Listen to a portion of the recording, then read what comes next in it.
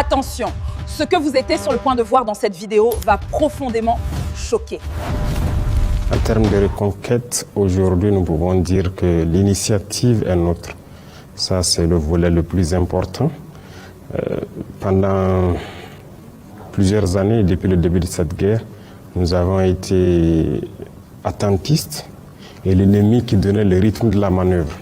Et le changement, donc, cette bascule, le fait qu'on ait repris l'initiative de la manœuvre, c'est très important. Et pour pouvoir reprendre l'initiative de la manœuvre, il a fallu donc beaucoup d'efforts en termes de recrutement, d'équipement, mais surtout de formation. Parce qu'une chose aussi est très importante. Aujourd'hui, personne ne connaît notre armée, si je peux le dire, à l'international. Personne ne maîtrise notre armée. Nous avons quitté ce carcan de se faire former par les autres, se faire dicter le programme par les autres, la tactique par les autres. Aujourd'hui, tout est endogène. Donc, ce sont des Burkinabés qui conçoivent le programme en fonction des retours d'expérience sur le terrain, qui forment les hommes, ce qui fait que nous arrivons à faire des prouesses. Et à l'heure où je vous parle, nos unités ont conquis beaucoup de localités, notamment en allant au nord de Djibou. Ces localités qui ont été perdues depuis peut-être bientôt 10 ans, telles que Baraboulé, et bien au-delà jusqu'à Pétékoli, nos unités ont reconquis. Au bout d'après de bataille, mais ils y sont. Ils sont installés.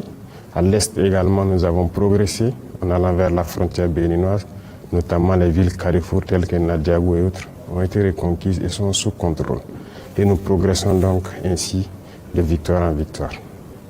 On peut dire quelque part, Monsieur le Président, donc il y a une montée en puissance de l'armée, il y a beaucoup de moyens acquis, de la formation qui est faite, et pourtant on constate quand même qu'il y a beaucoup de tueries encore et il y a le nombre de PDI, les personnes déplacées internes, en tout cas va croissant. Qu'est-ce qui explique cet état de fait? Le nombre de PDI plutôt va décroissant. Là, les chiffres sont assez clairs. Nous sommes en train de réinstaller. Comme je l'ai dit, il y a beaucoup de localités qui sont reconquises. Il y a quelques années de cela, on était à près de 2 millions de PDI. Aujourd'hui, nous avons bien moins d'1 million. Et d'ici encore le mois de mai ou juin, il y aura très peu de PDI. Parce que ces zones, effectivement, quand vous prenez, j'ai parlé tout de suite de Baraboulé, Pétékoli, les zones de Toulfé, Pobé, Mengao, Namsigia et tous ceux qui connaissent le nord du Burkina, tout ça a été reconquis entre novembre et aujourd'hui. Donc vous imaginez toute cette population qui doit se réinstaller et tout. Donc le nombre de PDI va forcément diminuer. Alors, les tueries, souvent l'ennemi, comme on l'a dit, quand il est en perte de vitesse, il se retrouve souvent à poser des actes de désolation. Alors qu'est-ce qu'il peut faire? C'est trouver des populations civiles, tirer sur elles rapidement, s'éclipser. Et très souvent, ils ont cette lâcheté de même filmer ce qu'ils font comme acte contre des gens qui n'ont pas d'armes et tout. Et voilà, ça fait un peu, ils veulent créer l'émoi en fait dans la population. C'est une guerre et ils emploient la tactique de guérilla, nous nous faisons la contre-guérilla. Mais le plus important, comme j'ai dit, nous nous sommes adaptés et nous évoluons. Parce que ce n'est pas seulement l'équipement qui fait la guerre. Vous avez beau payer les équipements technologiques nécessaires, c'est la ressource humaine d'abord. Et la ressource humaine, il faut la former certes militairement. Et vous voyez que beaucoup de pays africains passent le temps à se faire former par les pays occidentaux et tout. Alors, nous, notre philosophie est la suivante. Est-ce que ces gens qui viennent nous former, c'est Dieu peut-être qui a envoyé des anges les former, eux, à la tactique? Mais pourquoi le noir n'arrive pas peut-être à se dire que lui aussi il peut développer de la tactique? Mais regardez tous les États africains, il faut que les États occidentaux viennent les former. Nous avons mis fin à cela. Nous nous formons nous-mêmes à l'art de la guerre en fonction de nos expériences. Et ça forge l'état d'esprit de la ressource humaine. Et c'est à partir de là que vous pouvez créer la combativité, la résilience, la résistance. Et ça, c'est très important. Donc, l'équipement, certes, mais aussi la ressource humaine qu'il faut valoriser. Et c'est tout ça combiné aujourd'hui qui nous donne ces succès. Excellence, vous avez érigé la brigade des volontaires pour la défense de la patrie au rang d'armée. Qu'est-ce que cela peut apporter à la lutte contre le terrorisme? Alors, l'avons donc érigé en armée parce que c'est ce qu'elle méritait. Nous nous réorganisons. Si vous constatez, en érigeant en armée, les textes ont un peu évolué également. Il y a beaucoup de zones qui étaient, si je peux dire, en 2022, des zones rouges, où nous avons créé donc en fin d'année 2022 beaucoup de VDP et tout ça. Mais aujourd'hui, après 3 ans, 4 ans, beaucoup de zones sont devenues des zones totalement vertes. Depuis 2 ans, 3 ans, il y a des zones où on n'a jamais entendu encore un seul coup de feu. Nous avons réussi à créer ce cordon sécuritaire autour. Donc, il fallait réorganiser les VDP pour que ceux-là qui sont dans ces zones vertes, si je peux dire, se remobilisent pour aller au-delà, vers donc les limites de la région, les limites du pays. Et donc, ça crée donc un lot de VDP nationaux et de VDP régionaux. Et laisser très peu de VDP communaux pour continuer à maintenir la situation de stabilité. Donc, cette mutation entraîne une réorganisation. Donc, ils sont organisés maintenant en groupement opérationnel au niveau des régions. Donc, ça fait rang d'armée. Voilà pourquoi nous l'avons érigé en armée et lui donner aussi son autonomie. Une autonomie entière certes de fonctionnement, mais surtout de manœuvre. Parce qu'ils ont des missions spécifiques qui leur sont confiées dans la mission globale des différentes armées. Voilà pourquoi on l'a érigé en rang d'armée. Si je le permets, Monsieur le Président, vous avez parlé de formation des hommes, ce qui est très importante. Vous avez parlé également de l'érection, par exemple, des VDP en forces armées. En décembre dernier, à Bamako, lors de votre passage, vous avez parlé d'un hiver noir, d'un albinos noir. Peut-on savoir si cet hiver est déjà passé, si cet albinos s'est passé à notre insu, ou bien de quoi s'agit-il concrètement? L'albinos noir, ça concerne le Burkina, il viendra. Ça, je peux dire que c'est une bonne nouvelle qui va venir pour le bien de notre patrie. C'est ce que je vois. Et ça vient. Mais quant à l'hiver noir, je pense que le vent a commencé à souffler. Et les plus avertis comprendront. Cet hiver, nous ne pouvons pas l'éviter si jamais nous continuons à nous comporter comme ça en Afrique.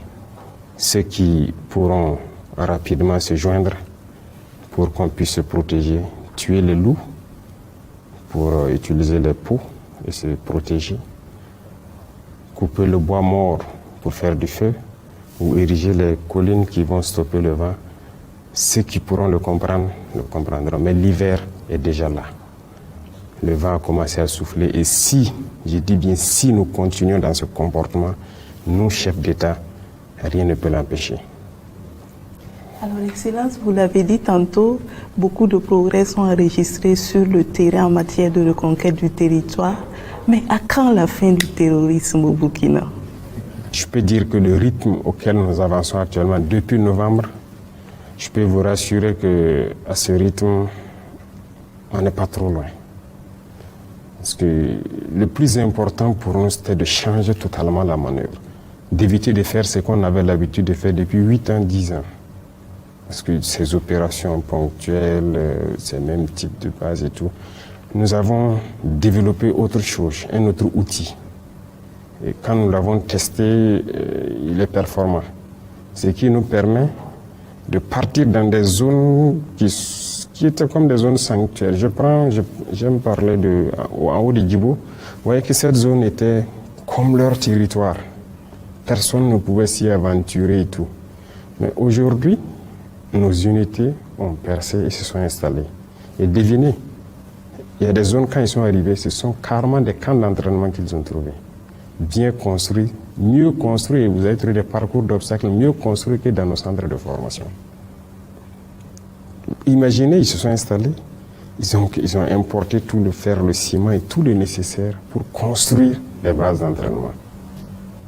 Ça, on était quand même surpris. Ça veut dire qu'ils se sentaient sur leur territoire. Mais nous avons percé, nous y sommes.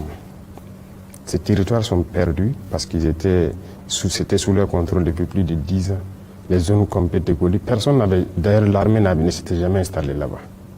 Et donc nous continuons jusqu'aux limites de nos frontières. Et c'est ce que je dis, que ce soit au nord ou à l'est, un peu partout, nous sommes en train de repartir. Et une fois qu'ils n'ont pas de terrain de manœuvre, de sanctuarisation, ça devient difficile. Mais maintenant, il y a une phase importante qui doit venir. quelques mois pour fermer totalement toutes les brèches pour empêcher les infiltrations. Parce que souvent c'est ça, nous pouvons nous installer, mais ils peuvent trouver le moyen de s'infiltrer, soit poser des UED, ou s'infiltrer par petits binômes, venir tuer à l'arrière, créer donc ces événements d'émotion et tout. Mais nous allons fermer toutes les brèches. Ça, on prendra les moyens qu'il faut, mais ça va finir. Excellence, il a été décidé d'un avancement exceptionnel pour des militaires, gendarmes et policiers sous certaines conditions. Est-ce que cela ne va pas amener des graissements au sein des rangs? Non, des graissements.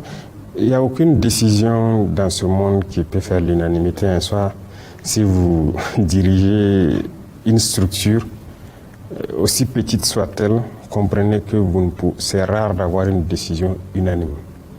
Donc ça, c'est sûr que des gens peuvent être frustrés ou quoi. Deuxième chose, les êtres humains sont ce qu'ils sont. Tout le monde ne voit jamais dans la même direction.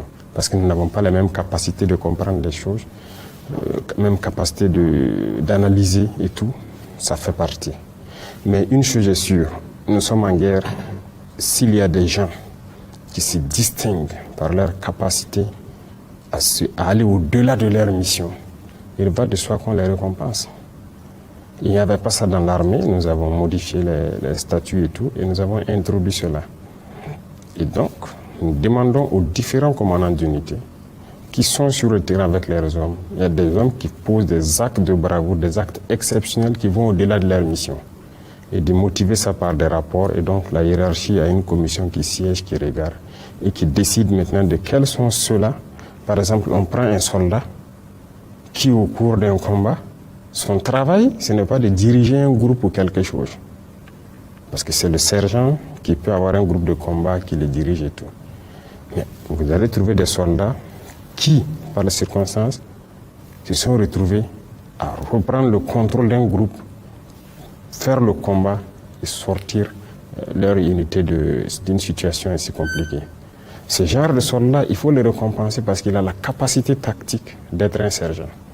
Donc c'est ceux-là que les commandants d'unité sont censés recenser, donner les noms, le commandement donc va lire les rapports, analyser tout, et il va de soi qu'on leur donne le grade de sergent pour les motiver.